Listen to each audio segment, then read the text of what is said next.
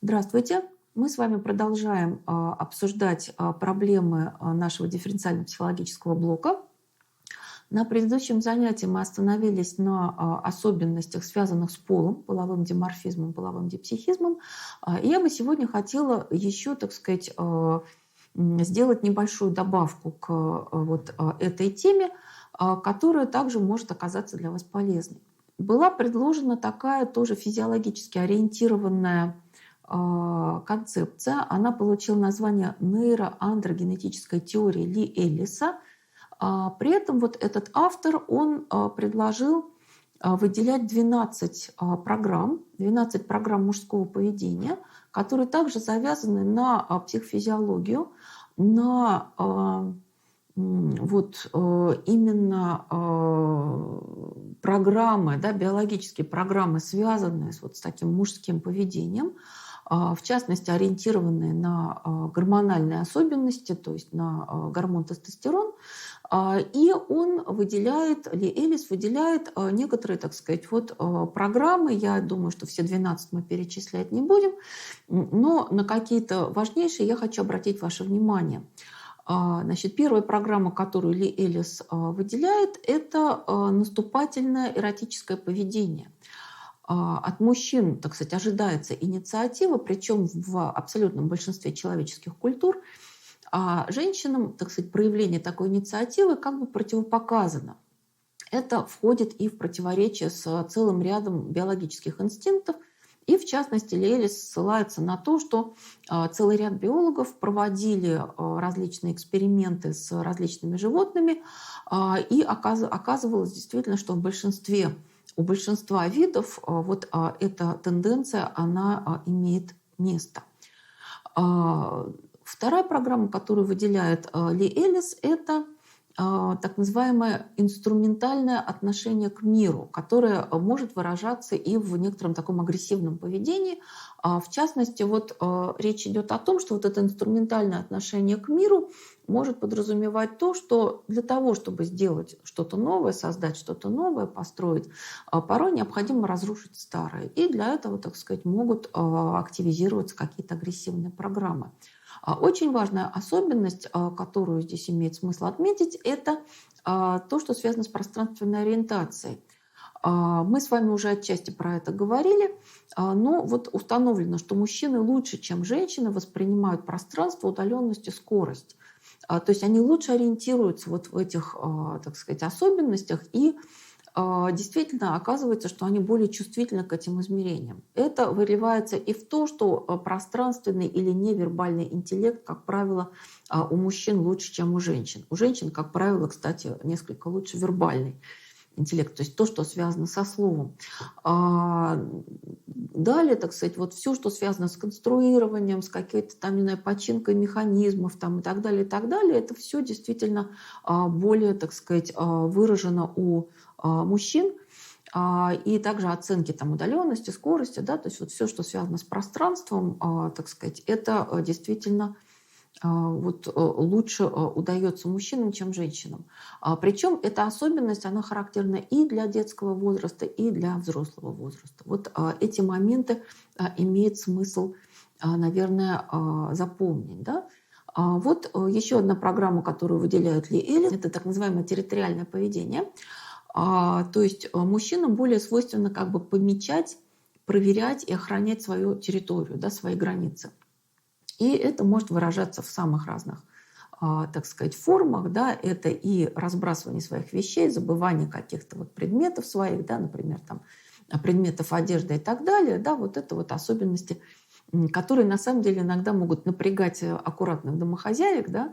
Аккуратных матерей из семейств. Но важно, наверное, понимать, что это как-то так заложено очень глубоко и очень давно.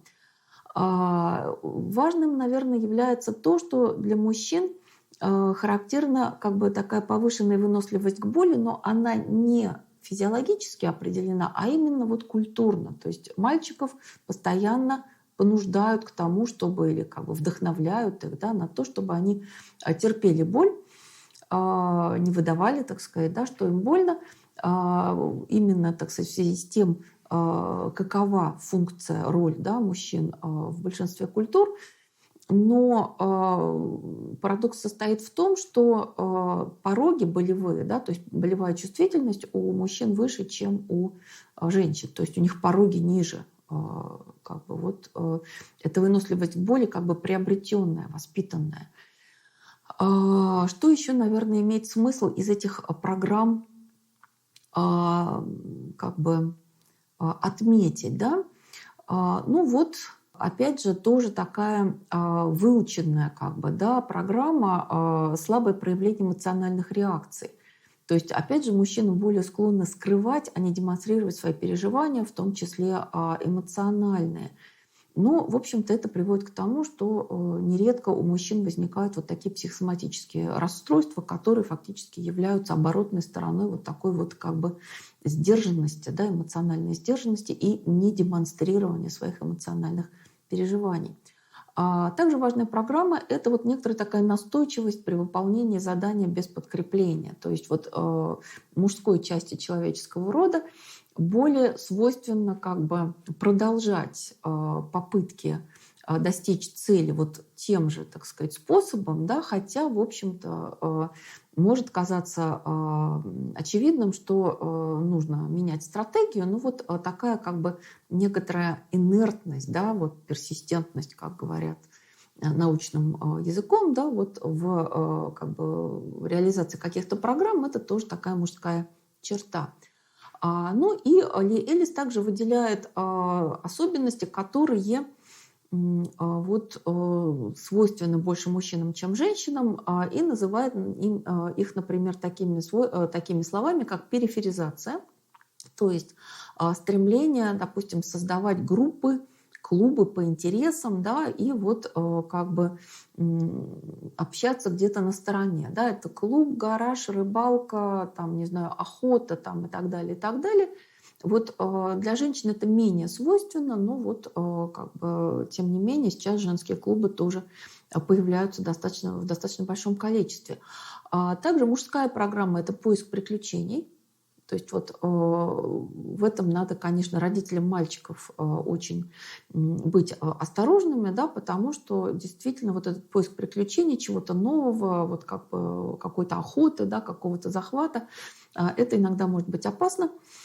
То есть очень важно как бы ставить какие-то рамки, да, ну вот для, скажем, взрослого мужского поведения действительно характерно то, что они устают от монотонности. То есть мужчины устают от монотонности и, в общем-то, действительно нередко стремятся, как бы проявляют тенденцию, да, променять что-то хорошее, но уже известное, на непонятное и новое.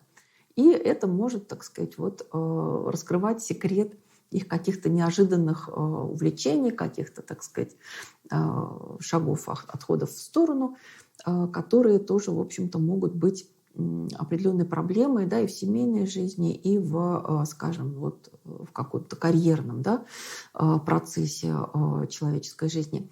Ну и вот, опять же, важная такая программа — это некоторое такое вот охотничье поведение и немножко хищническое поведение, то есть тяга к соперничеству и опасностям. В силу этого, в общем-то, мужчинам важно не просто добиться поставленной цели, а еще желательно вот как-то вот посоревноваться и обойти соперников. Вот как бы такие особенности мужского поведения, в принципе, наверное, их можно как-то рассмотреть с точки зрения и организации занятий в воскресной школе, да, и для мальчиков и девочек, да, немножко разные какие-то стили и разные подходы, да, и вот для лучшего понимания каких-то, может быть, проблем в семейной жизни. И еще одна, так сказать, концепция, связанная с проблемой пола, я думаю, что имеет смысл ее рассмотреть. Это концепция андрогенности. Она была предложена западным психологом Сандрой Бэм. Иногда говорят Бэм. И она связана с тем, что действительно во второй половине XX века количество так называемых андрогенных женщин, оно стало достаточно большим, так, по удельному весу. В целом вот выделяются такие, так сказать, типы, да, как, скажем, феминный тип, мускулинный тип, да, и вот Сандра Бэм предлагает андрогинный тип. Я уже говорила о том, что в течение XX века, в общем-то, действительно, женщины очень много боролись за свои права и для, так сказать, вот, карьерного развития, то есть как бы получения каких-то профессий, обучения там, и так далее. Да, и действительно вот за 20 век ученые отмечали вот как бы такую мускулинизацию женщин, вот связанную со всем этим процессом, вот, приобретение большей самостоятельности женщинами, да, и наоборот феминизацию мужчин. Вот как бы два вот эти процесса, они, значит, шли и, соответственно, вот привели, в частности, к тому, что в 70-х годах Сандра Бэм предлагает вот эту вот концепцию психологической андрогинии и говорит о том, что по мере развития вот этих производительных сил, по мере возникновения каких-то высоких технологий, когда уже не нужно для той или иной профессиональной деятельности, как правило, да, иметь большую физическую силу. Ну, например, там, кузнец должен был иметь большую физическую силу, да, или люди, которые строили вот из каких-то таких больших камней, да, тяжелых каких-то частей, да, какие-то сооружения, строения, дома. В общем-то, вот это становится уже не столь значимо, не столь важно, зато по мере, опять же, да, развития технологий, вот те особенности, которые больше присущи женщинам, а именно пластичность, гибкость, способность подстроиться, способность рассмотреть какие-то другие стратегии и так далее, вот эти феминные как бы качества, они становятся более востребованными с точки зрения вот именно развития производительных сил, и вот действительно возникает такая как бы особенность, да, вот связанная в частности с мускулинизацией женщин, да, и феминизацией мужчин. То есть как бы андрогинный человек становится более эффективным, чем, собственно, вот строго мускулинный, либо строго феминный. И вот что здесь как бы можно сказать о особенностях, да, о типах.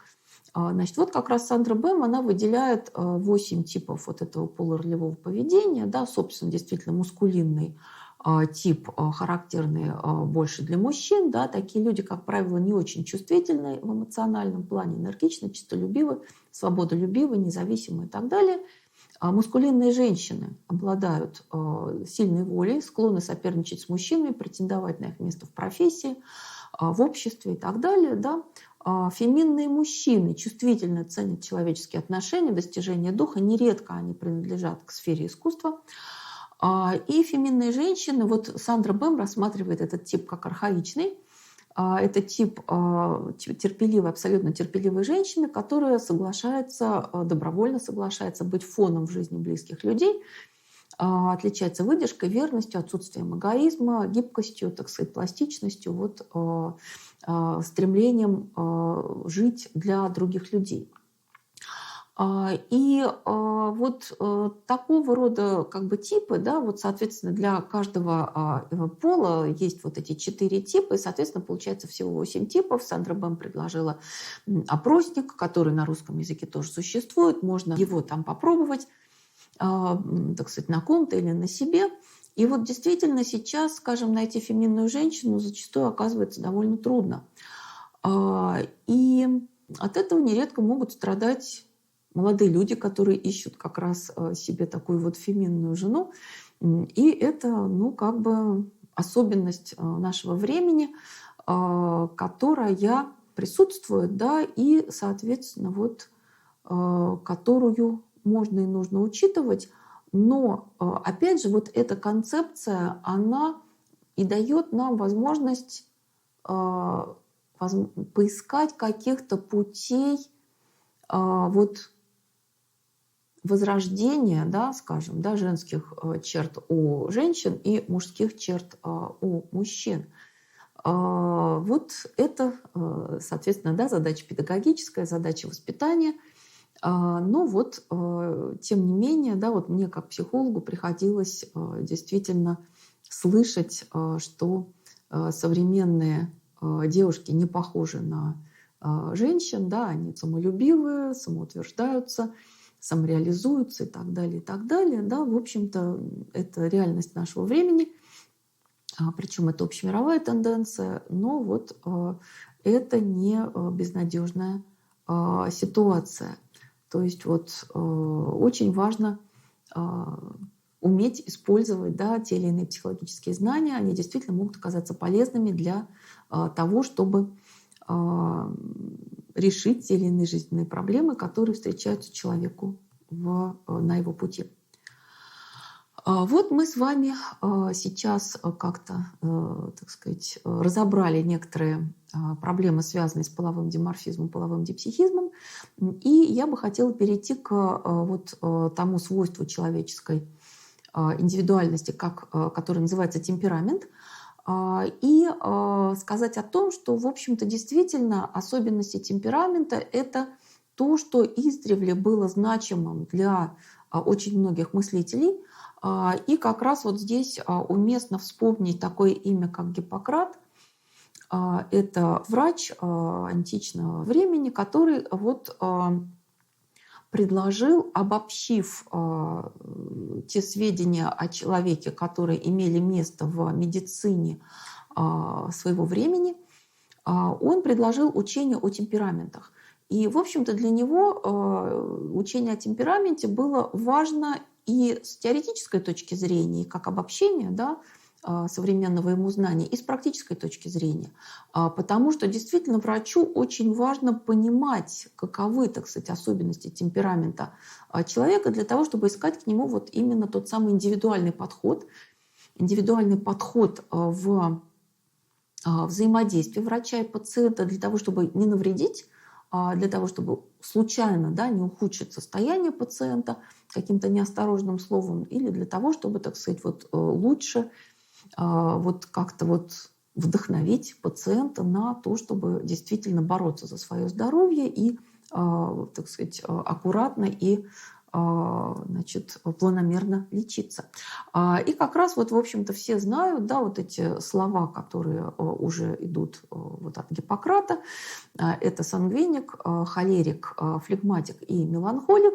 И, соответственно, Гиппократ как врач соотносил вот эти темпераменты с вот как бы доминированием, да, той или иной жидкости в организме, в человеческом теле.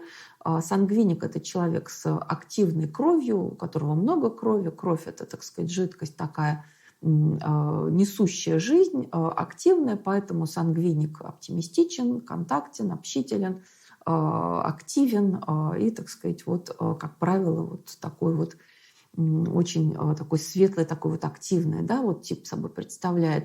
Ему противоположен меланхолик, который, так сказать, обладает большим количеством черной желчи, испорченной такой желчи, да, и он, так сказать, грустный, значит, печальный, пессимистичный, очень легко расстраивающийся, плачущий, да. Вот как раз с меланхоликом ни в коем случае нельзя, так сказать, вот вести себя таким образом, что вот сообщать ему какие-то очень серьезные диагнозы, потому что они могут его повергнуть в депрессию и так далее, да, то есть с меланхоликом надо очень осторожно говорить о его болезнях.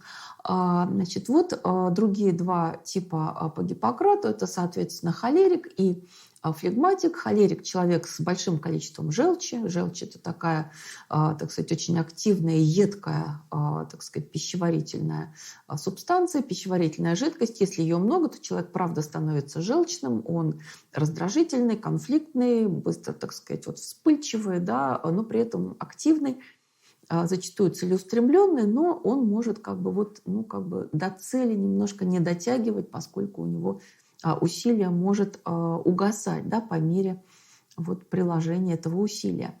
Ну и, наконец, флегматик — это как раз человек, у которого много лимфы. Лимфа — жидкость, так сказать, медленная, медленно текущая в организме. И поэтому флегматик такой спокойный, уравновешенный, как правило, тихий, как правило, не очень общительный, но зато, так сказать, вот при своей медленности и инертности имеющий тенденцию к тому, чтобы вот постоянно, так сказать, делать вот то, что требуется, да, то, что он считает нужным. Ну вот, кстати сказать, забегая вперед, да, мы с вами сейчас рассмотрим то, что очень многие и врачи, и философы, да, в последующих времен, они обсуждали проблему темперамента, и в частности, вот Иммануил Кант говорил о том, что для философа оптимально быть флегматиком. Иммануил Кант также, в общем-то, предложил свое учение о темпераменте.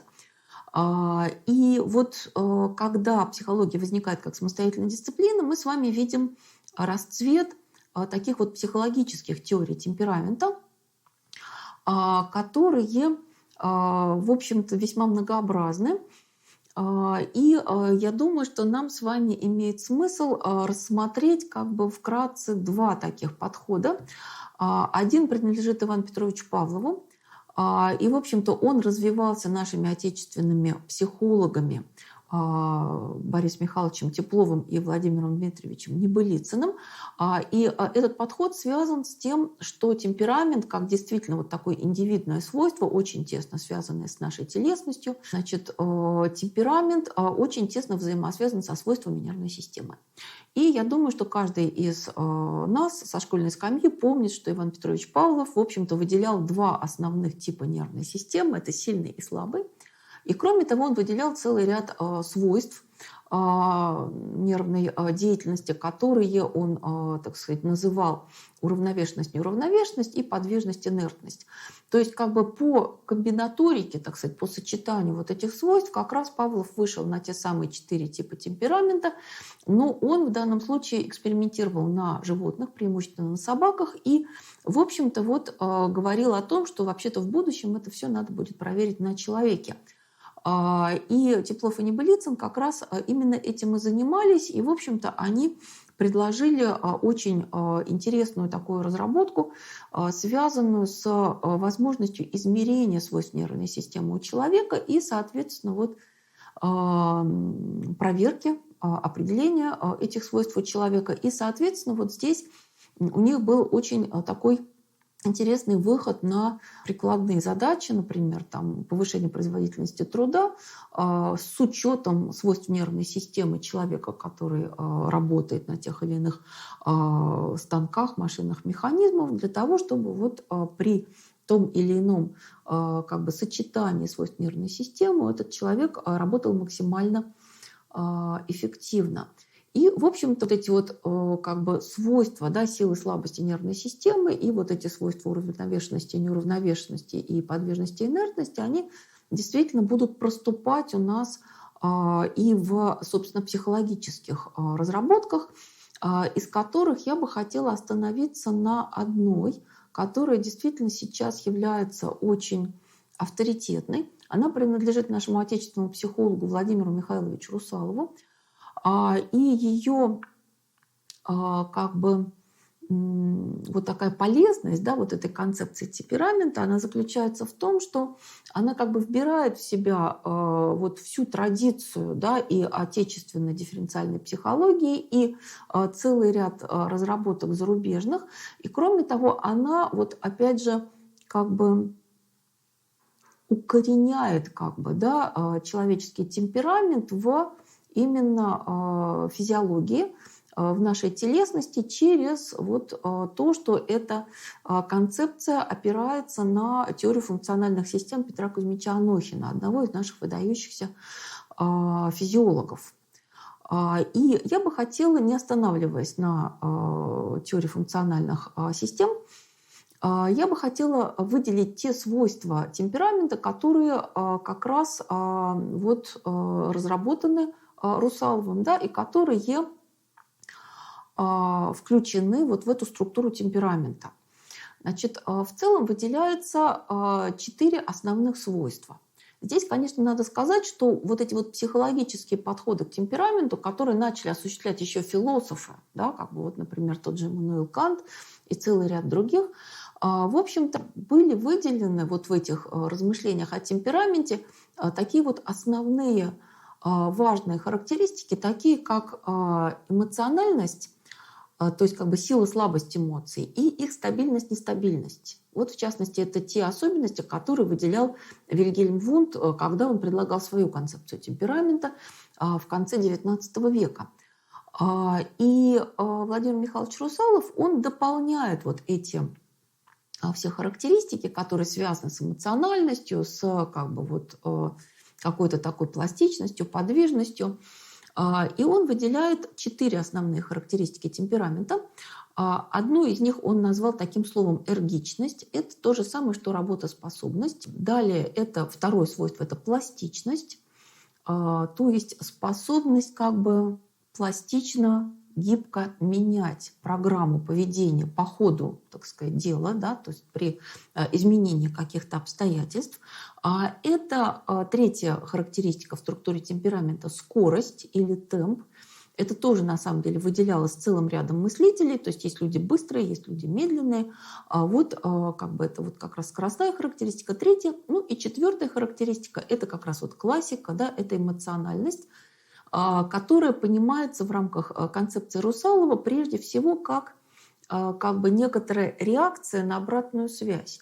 Получилось или не получилось действие. Да? То есть вот мы с вами понимаем, что в зависимости от того, каков результат того или иного действия, да, или какие события сейчас происходят, человек реагирует по-разному.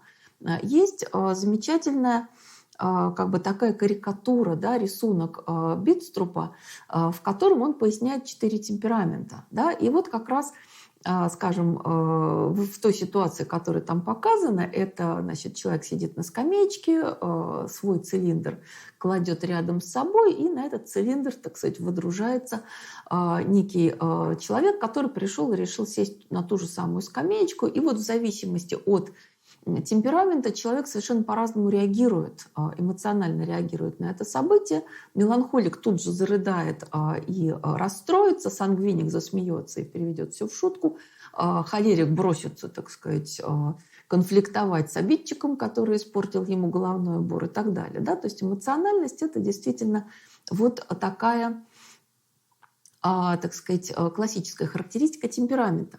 И вот особенность концепции темперамента Русалова состоит в том, что он предлагает, и это как раз вот, ну, как бы проявление, да, учета традиции отечественной психологии, в которой обсуждается, во-первых, как бы разделение так называемой предметно-ориентированной деятельности, да, то есть деятельности по как бы видоизменению каких-нибудь предметов, да, каких-то, так сказать, вот видов активности, типа там, не знаю, постройки дома из кирпичей, да, или, допустим, создание каких-то там программ программистами. Вот какая-то предметная деятельность. То есть как бы в результате возникает некоторый предметный результат. И как бы выделяется второй вид деятельности, да, это субъектно-ориентированная активность или это процессы общения. То есть оказывается, что в процессах коммуникации, в процессах общения человек может себя проявлять темпераментально по-другому, не так, как он себя проявляет в предметной деятельности. И в результате у Русалова в его модели темперамента получается 8 характеристик. То есть вот эти 4 характеристики, о которых я сказала, эргичность или работоспособность, пластичность или гибкость, скорость или темп и эмоциональность. И эти 4 характеристики рассматриваются по отношению к предметной деятельности и по отношению к субъектно-ориентированной деятельности, да, по отношению к общению. И здесь может быть, например, там, социальная или коммуникативная эргичность, да, или работоспособность. Социальная пластичность, социальная скорость, социальная эмоциональность. И вот здесь как бы можно привести такой пример, достаточно яркий. Я думаю, что очень многие в жизни такое наблюдали, да, что человек может, например, там, я не знаю, пилить дрова целый день, или целый день класть кирпичную стенку, или целый день писать программы для компьютера и так далее, и так далее. Это предметная деятельность, да? А при этом пообщаться с коллегами или с какими-то своими знакомыми длительно, интенсивно, да, для такого человека может быть сложно. И это как раз вот этот вот контраст, да, вот этой вот работоспособности в предметной сфере, да, или эргичности, да, темперамента, и социальной эргичности, которая у этого человека может быть, у одного и того же человека, да, может быть как бы предметная высокая, а социальная низкая. И то же самое касается всех остальных характеристик. И что здесь я хотела бы сказать, да, что, в общем-то, учет темперамента в процессах обучения, воспитания, да, в церковной жизни, он очень важен.